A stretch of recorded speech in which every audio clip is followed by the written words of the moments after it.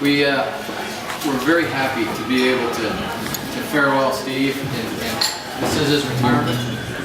And so I'd like to kind of brag on him a little bit. He got in the department like a month or two after I did, so we've been in the department just about the same time together. I got sent off over on Team 3 and kicked out of the department effectively for a year, but Steve didn't. But I watched Steve and I watched what he did when he came into the department, and it seems like we just loaded all sorts of stuff. He came in from BCTP. We stole him from BCTP, and it was a steal. We were very lucky to get him from them. And he came over. I think he had a promise that this would be, kind of an easy job. You just teach a little bit, do a little bit of media stuff on the side, and all of a sudden the media just took off. And there was Steve, the one-man band, trying to hold all this stuff together. And I think he thought he'd go from BCTP, where he was organizing travel and everything for 50 people on the Delta team, and doing all sorts of stuff there, and kind of just teach, and then it wasn't just teach. It was basically put together the lesson plans, it was organized the media week, to get the stuff with John McQuethy going, to get all the JPCs with outside folks coming in, to do the media electives that we had, opening the media with Kansas, and then school journalism, and also to bring in other media students from different colleges throughout the area. So suddenly, and oh by the way, his normal teaching for staff groups. So I watched Steve do this. I thought, man, he is one hard worker, and he would be there early and stay late. No, it's not inefficiency. So I told him several times. I think he's the hardest working guy that we had in the department. This is before I became director. After I became director, I said we gotta lighten his load. take a staff group or two away from him and get him down to a normal work day. Steve, he gave me a little bit of his bio, and I found out some things about him that I'm going to share with you. He was an aide-de-camp for the 32nd ADCOM Commander's Armstrong. And you just didn't picture he as an aide kind of person, but there he is. He was an aide. He started off in the Air Defense Artillery, did that. He was the XO of a Patriot battalion during the Desert Shield from Germany to Saudi Arabia, and probably back to Germany from 89 to 92. He got some choice assignments too. He was at Norfolk Naval Base for 4 years with Profile Magazine. I lived in Virginia Beach for 3 years, and it is a nice area. I don't know how you worked that one in there, but must have been one of the few other guys over there at Norfolk Naval Base. But he did. What a sweet assignment. And then after his XO time in '92, he came to Leavenworth, and his family's been in Leavenworth ever since then, 18 years. I forgot to introduce Phyllis. I'm sorry. His wife Phyllis, his daughter Colin, and he's got another daughter, Christy, in Minnesota, who wasn't able to make it, but you did get to visit him recently. And we're going back. And going back. The grandbaby's up there, so that's a great reason to go visit. At any rate, in '92 he came here, and he was in LID. Did anybody know that he was the deputy director and acting director for LID during that time? Anybody know that? I didn't know that. Leadership Instruction Division, before we became DCL. Was that 60s? So it was '92 to '95. Yeah, I mean, you were a former director of LID. I was like 12.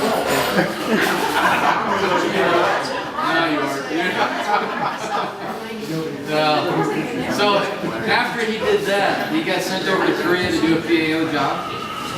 Then he came back and went to BCTP for 3 years. Then after 5 years. Wait, I'm not getting there. Wait, no, it was only 3. I got this down.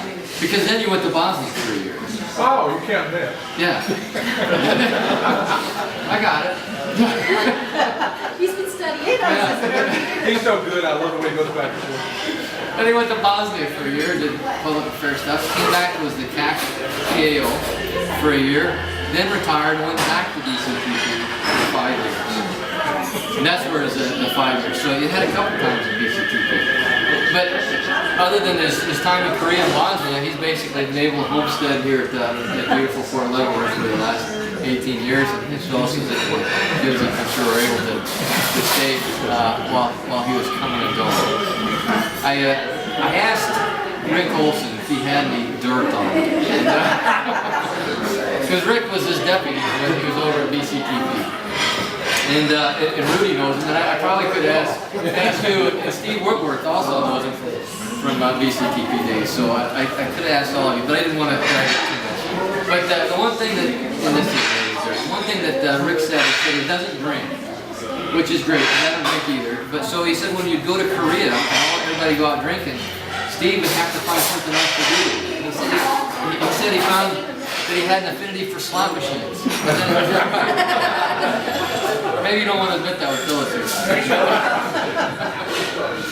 So if that's the biggest vice you have, then God bless you. You're doing great.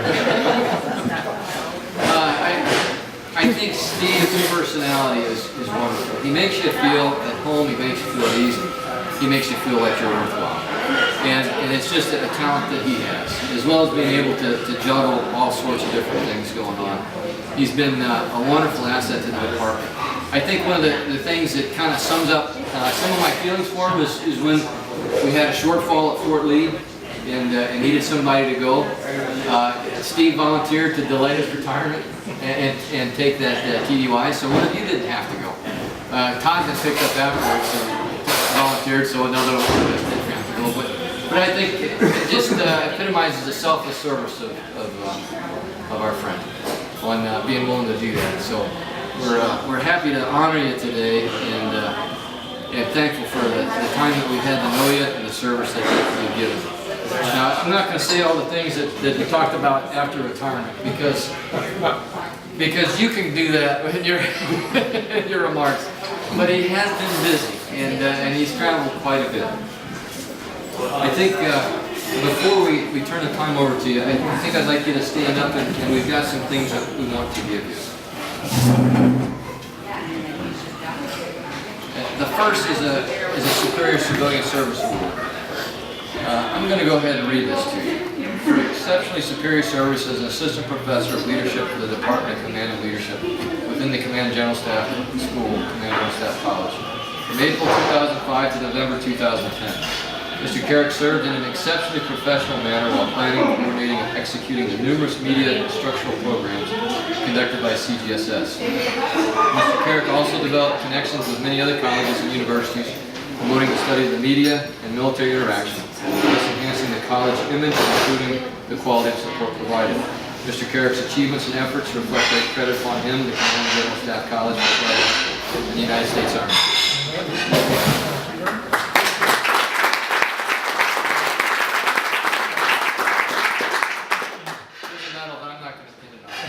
I'd probably just stick you if I did. Thank you very much. I do appreciate that. And then we also want to give him a certificate on his retirement for 28 years of service in the government. Thank you very much.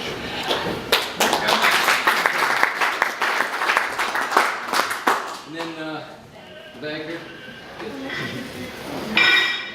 And this is from the department.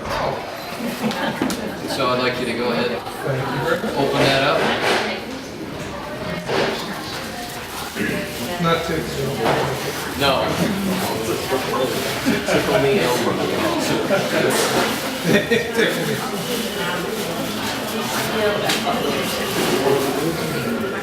Oh, that is so cool. There you go. Very, very nice.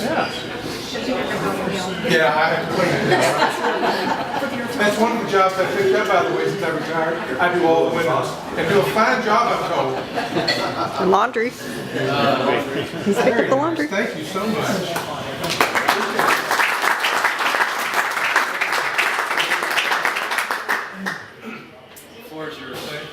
I know everybody just got back from Thanksgiving, so you're still in that lull, and you just had a big dinner, and you got Christmas to do, and you got classes to prepare for, so I'll try to keep it as brief as possible. First thing I want to say is thanks so much for everybody coming. I appreciate it. Janet did she officiated, set up my last retirement, so she's back to this. I promise you, this is the last one. If you want to find dirt on anything, Steve Wentworth is the man. He has followed me, or I followed him, he's followed me for many years. And he said, probably didn't remember, when we were over in Germany one time, he says, you need to retire, and when you retire, I want to be there. So that's why I said he probably needs to be here so I can get the retirement in. Yvonne, thanks for coming back. Rudy, don't say anything. There's probably a lot of things I can pick out and hit everybody with, and there's every one of you have touched my life in a different way. I appreciate it from the bottom of my heart, not just for what you taught me professionally, but what you taught me personally. Jim said for a long time when I came into the department, and Ted reiterated some of those things, that I was going 100 miles an hour and on the upward slant. It took 5 years for Jim to kind of grab a hold and kind of pull me down. And it got to the point within the last few months, he said, are you going to handle that? Are you going to take care of it?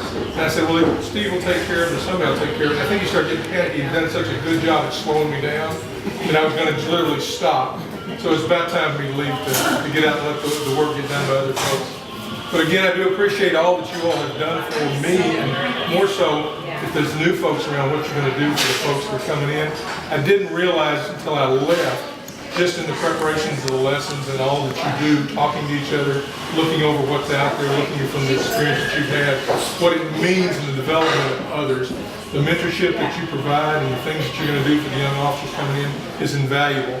The only thing I would pass on now that I look back and talking to some of the officers since I'm no longer in the department, the one thing that they're looking for and they keep asking for is your valued opinion on what you really think. A lot of times we say there's no right answers, and we talk a lot about looking at how we can develop that and help them figure it out, but a lot of times they just want your knowledge base to say, in my opinion, this is what I look at. As long as you all keep doing that, I think it's going to be such a tremendous experience for them. I hope to see you around. If you're out and about, I will either be on the beach or on the cruise or traveling the countryside. I'll be more than happy to bring you back fruits or nuts or anything you need to help you along the side. Or if there's anything I can do for any of you at any time, if you need somebody to carry your books down the hallway, you get tired, or if there's anything like that, I'll be more than happy to do it. Have a wonderful Christmas, a great 2011, and I do appreciate you all, one and all, for all you've done, and I wish you the best in the years to come. And if there's any chance you get to do the retirement, jump in and do it, because it is absolutely. Have a great Christmas. Thank you very much.